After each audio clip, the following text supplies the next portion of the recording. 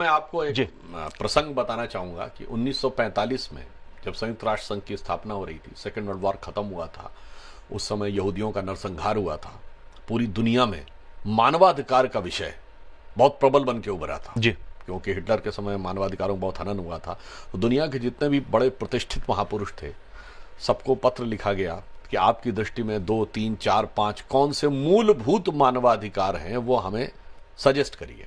जी। उसमें शर्त यह थी कि मानवाधिकार वो होने चाहिए जिनसे सबके मानवाधिकार सुरक्षित रह सकें। यह नहीं हो सकता कि मेरा जीने का अधिकार दूसरे के जिंदगी की कीमत या दूसरे के कष्ट की कीमत पे है। मेरा मकान बनना चाहिए तो दूसरे का मकान ढहा देना चाहिए। तो ऐसा ही एक पत्र महात्मा गांधी के पास भी आया। महात्मा गांधी का उत्तर पूरी दुनिया में सबसे अलग था। उनका उत्तर यह था कि if you want to ensure everybody's fundamental right, तो उन्होंने अंग्रेजी में लिखा था, my illiterate but wise mother has told me. जी।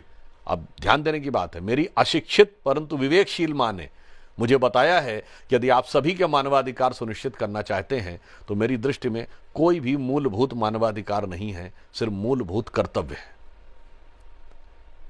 अब आप सोचिए कि गांधी जी की माता जी यदि शिक्षा प्राप्त नहीं थी, फिर भी उनको इतना विवेक कहां से प्राप्त हुआ? वो प्राप्त होता है, यदि आप रामायण की कथा देखें जी, तो रामायण की कथा में हर पात्र सिर्फ कर्तव्य पर ही परायण दिखाई पड़ रहा है कि पिता का पुत्र के प्रति क्या कर्तव्य है, भाई का भाई के प्रति क्या कर्तव्य है, माँ बेटे का माँ के प्रति क्या कर्तव्य है, राजा का प्रजा के प्रति क्या कर्तव्य है, प्रजा का राजा के प्रति क्या कर्तव्य है, समाज के भिन्न भिन्न वर्गों के प्रति क्या कर्तव्य है, यहाँ तक कि जिनको बहुत सुदूरवर्ती क्षेत्रों में रहने वाले वनवासी गिरवासी कहा जाता, उनके प्रति क्या कर्तव्य है, भक्त का भगवान के प्रति क्या कर्तव्य है, भगवान का भक्त के प्रति क्या कर्तव्य है, सिर्फ और सिर्फ कर्तव्य है। तो वो प्रेरणा वहां से मिलती है। और मैं कहना चाहूंगा, एक ही जगह अधिकार की बात आई है।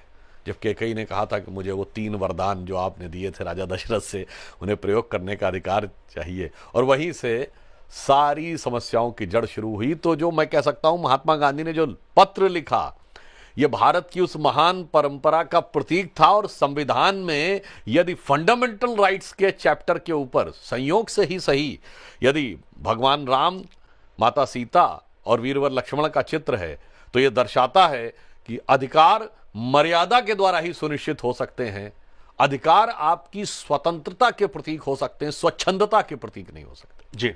तो दोनों में अंतर समझना चाहिए, स्वतंत्रता और स्वच्छंदता में। जी।